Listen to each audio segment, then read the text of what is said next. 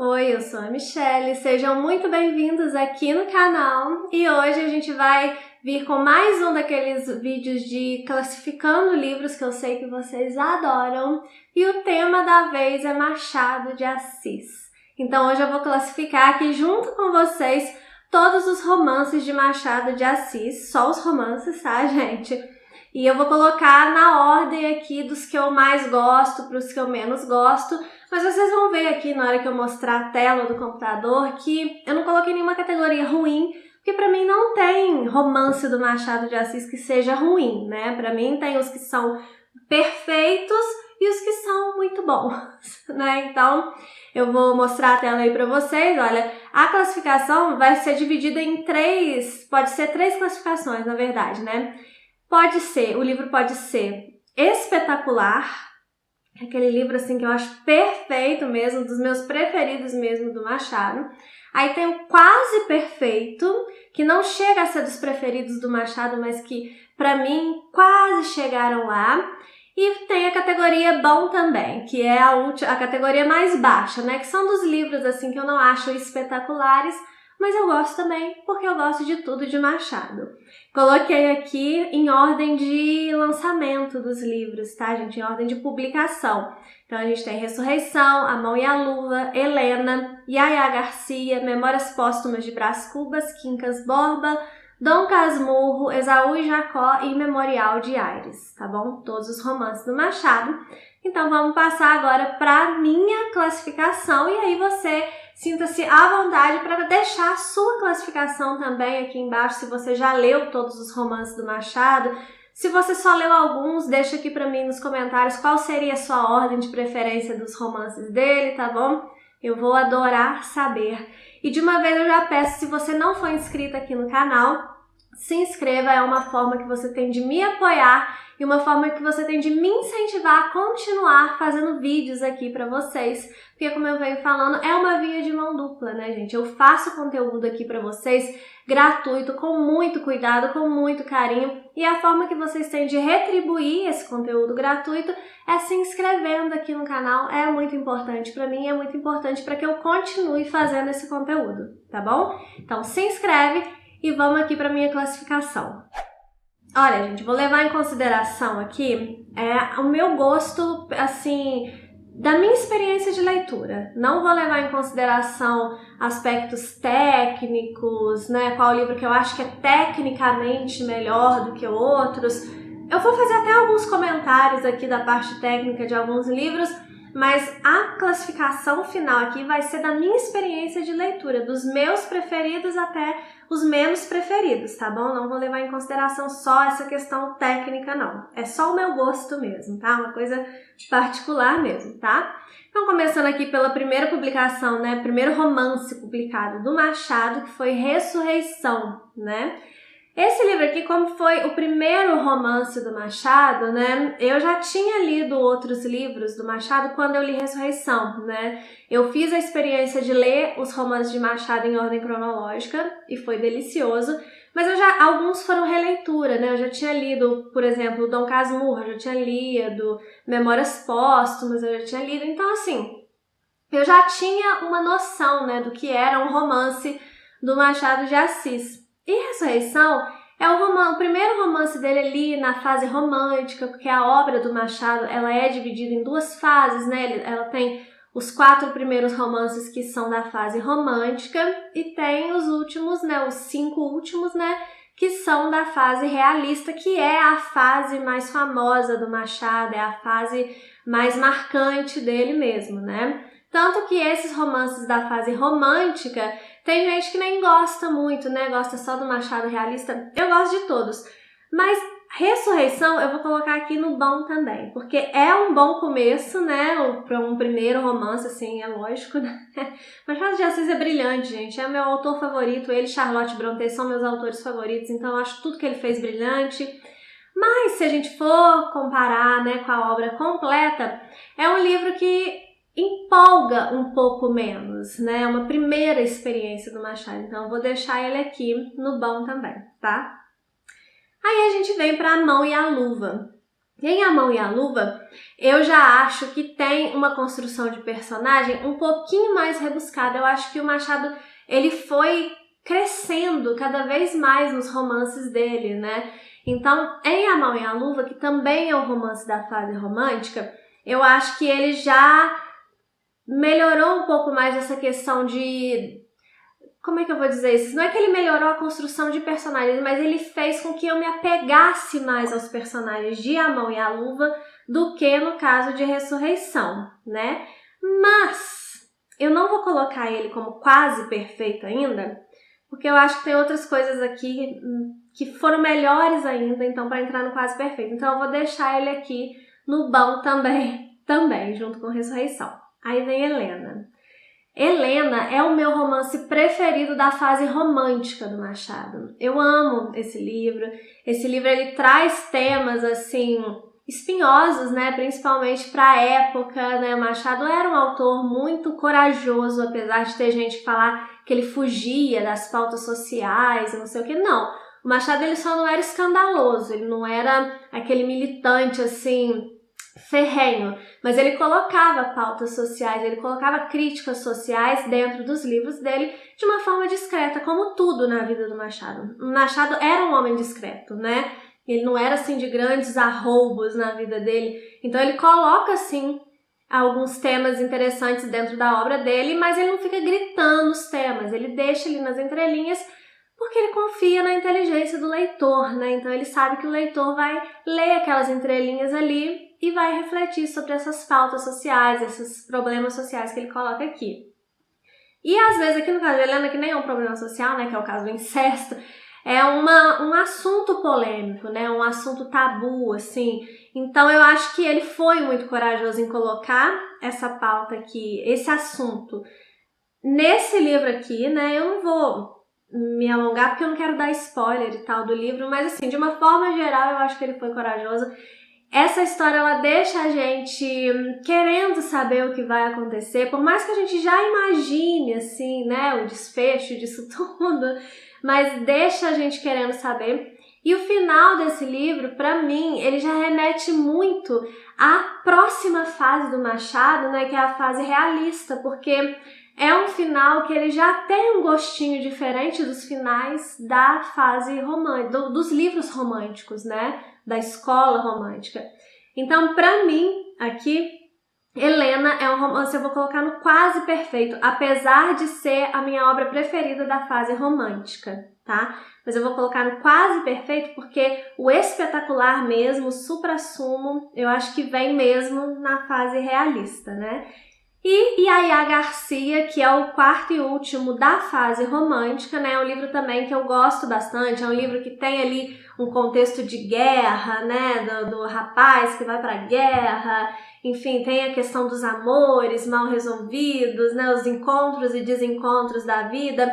Eu acho que esse livro é um livro que ele já tem muito do realismo, né? Se Helena, para mim, tem ali o finalzinho já demonstra algumas características do realismo, e Yaya Garcia é um livro que, apesar dele ser da fase romântica, ele já é um prenúncio mesmo do que viria a seguir na fase realista. Então eu acho sim um romance muito bem construído, que eu vou colocar aqui no quase perfeito, porque para mim ainda não é perfeito, mas ele é quase perfeito. Aí a gente começa com os livros da fase realista do Machado, né? Que é a fase que fez com que o Machado, né, se tornasse o Machado, né?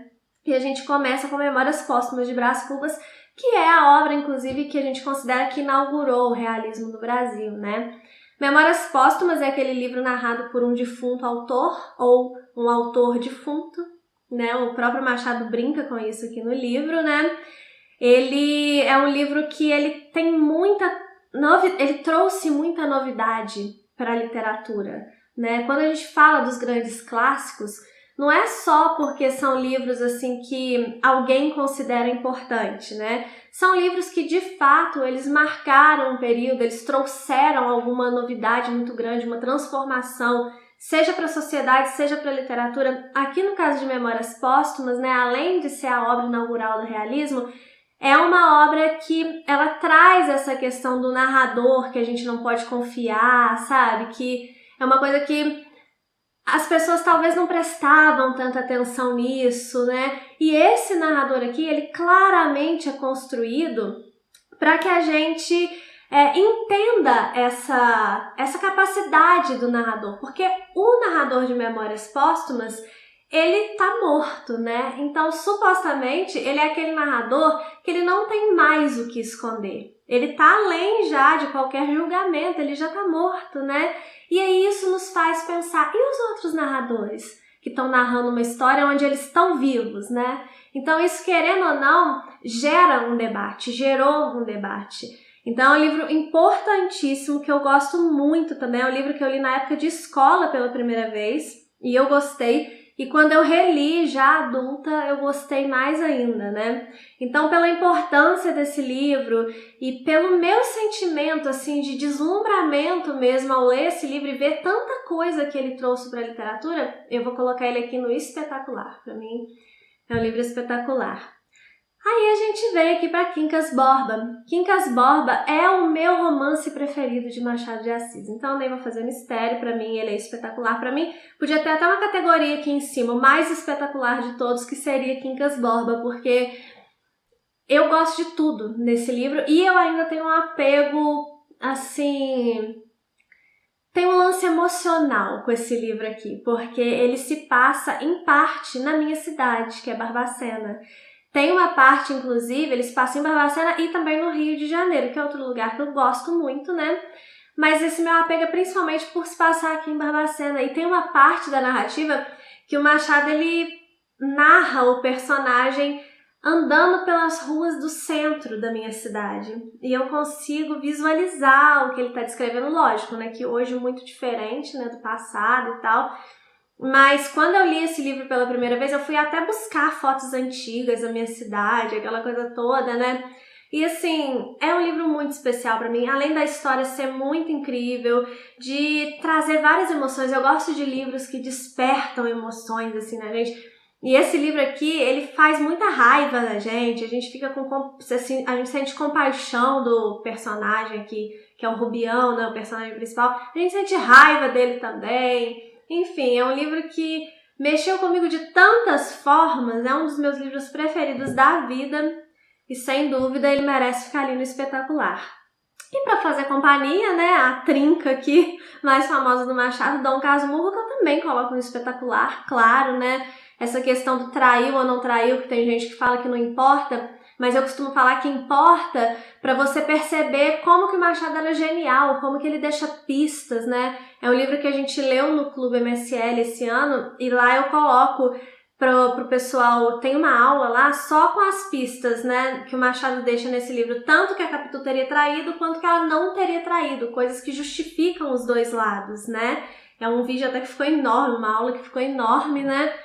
Mas não é pela fofoquinha, é para você perceber como que tem intencionalidade na obra do Machado, sabe? Como que ele sabia o que ele estava fazendo. E esse romance aqui tem um narrador não confiável, sabe? Tem toda uma conversa com o leitor, as principais características mesmo do Machado de Assis como escritor estão em Dom Casmurro. Não é à toa que Dom Casmurro é considerado por muita gente o grande romance da literatura brasileira, né? E é de fato, se não o grande romance, um dos grandes romances da literatura brasileira, porque realmente é incrível em qualidade técnica mesmo, assim, além de ser uma história que nos prende, que depois tem gente que acha Machado muito difícil, né? Por causa da linguagem e tal. Eu nem acho ele tão difícil assim, mas eu também sei que não é assim, a coisa mais simples do mundo, né? Mas quando você vence essa barreira da linguagem, você entra na história, você percebe que é uma história muito interessante, que você fica querendo saber o que vai acontecer, como foi a vida daqueles dois ali, aquele casalzinho, o menino ia ser padre, e aí, será que ele vai conseguir? Como que ele vai conseguir casar com a Capitu? Porque a gente sabe, né, que ele casa com a Capitu, mas como que ele vai se livrar ali da promessa que a mãe fez em nome dele? Enfim, é todo um imbróglio, assim, que a gente quer saber, é interessante, é uma história muito interessante, além da qualidade técnica. Então, para mim, esses 3 livros do Machado aqui, não é à toa que são os 3 livros mais famosos, né? Eles são, de fato, espetaculares, perfeitos mesmo. E assim, eu tenho muito orgulho do Machado ser brasileiro, desses 3 livros serem brasileiros, serem livros nacionais, né? Porque tá, assim, no topo do magistral, assim, pra mim, do mundo, da literatura produzida no mundo. É esse o meu nível de amor por Machado de Assis. E aí as duas últimas obras, né, 2 últimos romances do Machado, né, são obras que não são tão comentadas assim, né, mas eu acho injusto, eu acho que tudo do Machado tinha que ser muito comentado. Uma delas aqui, a primeira, é Esaú e Jacó. Esaú e Jacó, que tem um pano de fundo muito interessante, né, tem um contexto histórico muito interessante, que inclusive eu acho importante que você conheça o contexto histórico da época para ler esse livro, porque os personagens são construídos com base em discussões da época, a discussão entre monarquia e república, porque foi naquele período ali, né, da proclamação da república. Então, um irmão é monarquista, o outro irmão é republicano, e aí tem essas tretas. Então, é importante que você conheça o contexto, sim, da época desse livro aqui, para que você compreenda, de fato, as características desses personagens, né, e como essa dualidade, né, como essa diferença entre os dois não fica só nas preferências políticas, né, são diferenças que eles são meio que o contrário mesmo em tudo, né, então é uma história cheia de detalhes ali para você pegar nas entrelinhas, com personagens muito bem construídos, né. Esse livro aqui eu vou colocar no quase perfeito, porque para mim tem uns momentos da narrativa que ela fica um pouco mais lenta, né? Então ele não chega a ser tão empolgante quanto esses outros 3 aqui de cima. Então só por isso eu deixo aqui no quase perfeito, mas eu acho a construção, principalmente de contexto desse livro aqui, muito boa.